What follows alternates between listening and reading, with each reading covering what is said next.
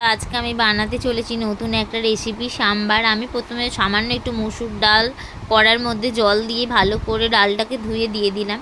তারপর আমি টুকরো টুকরো করে কেটে রেখেছি সবজি। আমি কুমড়ো, বেগুন, টমেটো কেটে রেখেছিলাম। তারপর আমি ডালটার মধ্যে দিয়ে দিলাম, দিয়ে সব কটা একসাথে সেদ্ধ হয়ে গেল। তারপর দিয়ে দিলাম নুন, হলুদ, তেঁতুলের একটু কাঁধ। তারপর আমি ভালো করে সেদ্ধ করে নিয়ে একটা পাত্রের মধ্যে ঢেলে রেখে দিলাম। তারপর আমি কড়ার মধ্যে তেল দিয়ে দিলাম, শুকনো লঙ্কা, সর্ষে, কারি পাতা ফোড়ন দিয়ে ভালো করে কড়কড়ে করে ভেজে নিয়ে আমি সাম্বারটাকে দিয়ে দিলাম।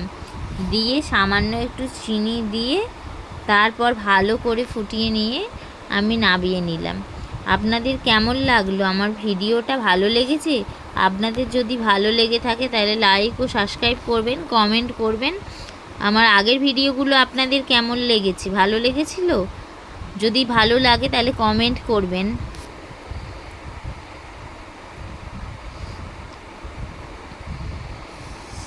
অনেকেই অনেক ডাল, অন্য রকম ডালও দিতে পারেন। আমি মসুর ডাল দিয়ে ঘরে থাকে সেই দিয়েই বানিয়ে নিলাম।